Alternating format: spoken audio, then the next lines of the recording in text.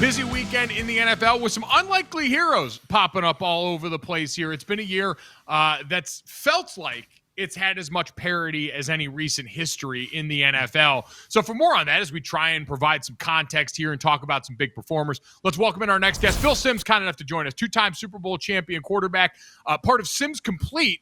Matt and Phil Simms, presented by FanDuel on the Believe Network. Check them out, breaking down all the great matchups of the weekend here. Phil, it was a busy weekend, and I want to start with one performance in particular. We talked some off air about the Giants and the Broncos. Wild fourth quarter comeback for these teams.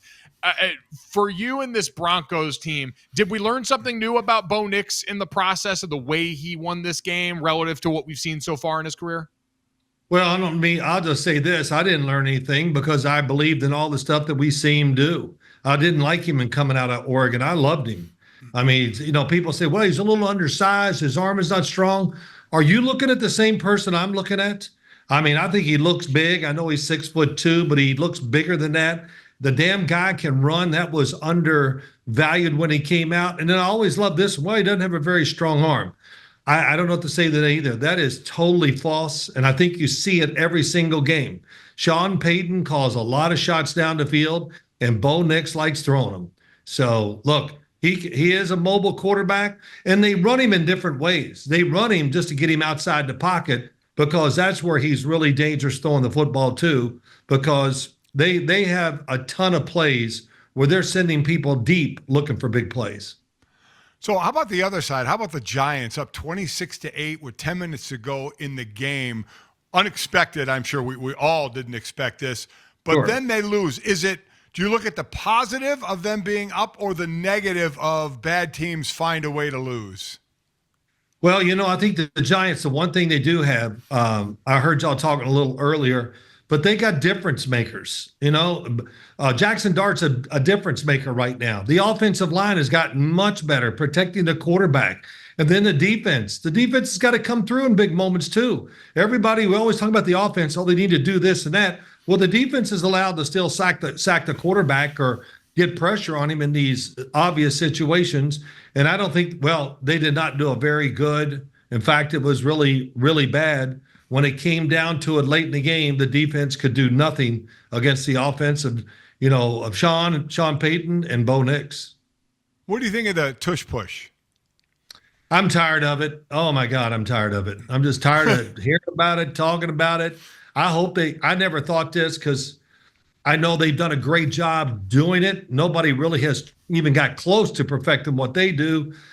But I've changed my opinion. I hope they ban it after this year's over. Just so we have to be done talking. Yeah, just so we have to be done talking about it. I'm with you. I hate that it's a crutch that everyone continues to go to here. Elsewhere around the league, Drake Maye helping his coach go back in a revenge game against the Tennessee Titans. Just how good has this kid gotten in such a short time in year two? Man, I talked about him today in a podcast and everything, and I said, hell, I don't know. Everybody keeps talking about this NFL MVP. Let's look at what he's doing. He's lining up every week, and he's putting on a show. And what he did up in Buffalo was tremendous. But yesterday, once again, big plays, running with the football. Listen, when he came out in the draft, there was a few things I didn't like. I thought he had a little hitch in his throwing motion, which bothered me a lot. But I'll give Tim Hasselbeck a lot of credit. Man, he would stand up there at ESPN almost every day and say, nope, this guy is really good. And you know what? He was right. He's real. And to you guys, when you watch him play, doesn't he look bigger than 6'4" or 6'5"? Yes. I don't know.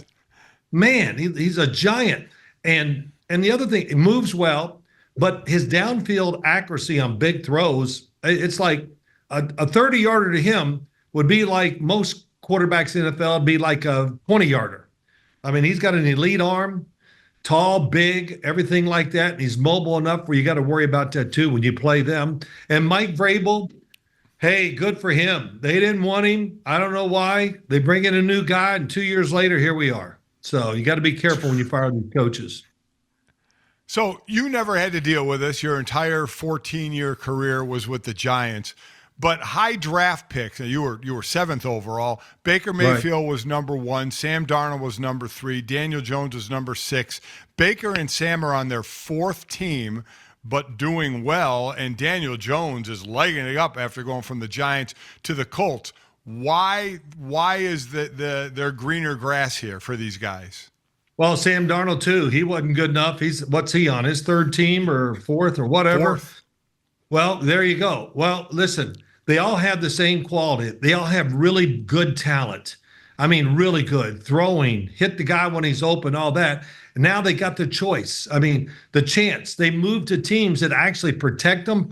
I mean, I watched the Indianapolis team play yesterday against the Chargers, and it was a schooling with talent, with coaching, with schemes. It was phenomenal. The Chargers blitz 4 or rush 4. Oh, let's rush 3. The hell with that. Let's rush 5. No, let's do 6. And they finished the game up with guys with 7 guys blitzing because they couldn't find a way to stop it. So all these quarterbacks had franchise quarterback ability, but when they play with teams, if you judge them, you go, well, you're not going to be super because you're not going to get enough chances to do that. But we don't take that into account ever. We look at the stats. Well, he threw 2 interceptions. Are they going to blitz? Are they going to sack him or bench him because he shouldn't throw those interceptions? I mean, I just laugh at sometimes all the quick judgments on quarterbacks. And all of a sudden, yeah, Jalen Hurts, it's been a spotty season so far. He has a big game yesterday, and I saw a headline. Is he now the MVP? Man, I tell you, it drives you crazy when you're in this business. We do tend to seesaw on that pretty hard and pretty fast. I would say if we're going to talk MVP, though, does Dak Prescott's name have to be in there? Because we know that team defensively has been inconsistent, but it seems like he's been the steady heartbeat for them so far. Yeah, he's been tremendous. He really has. I was kind of down on Dak Prescott last year. This year, just right from the word go. First game all the way through. He looks different. He is different. He's trimmer. He's in the best shape I've seen him be in. And, you know, when you're trimmer and in that kind of shape, it just makes your upper body more mobile. And now his throwing, represents that. Man, he looks loose. He's spinning the football. He's throwing it with power. And, I mean, you can see it in his face. I watched him do an interview maybe after the game. This is one confident dude. And you know why?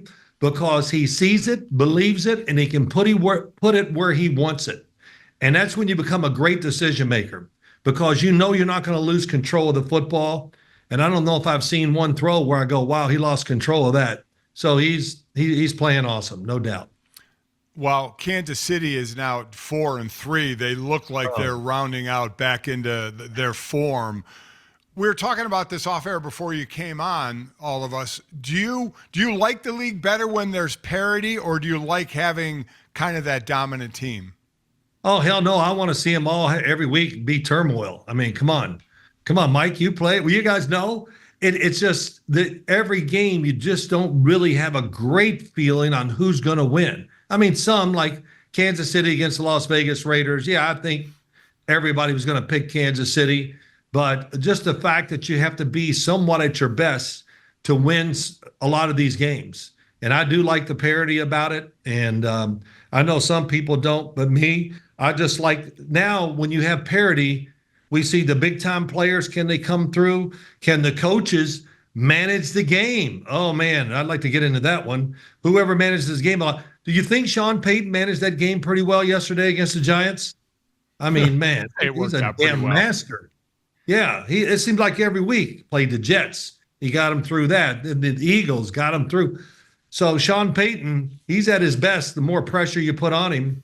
And so, yeah, I like this parity thing that's going on.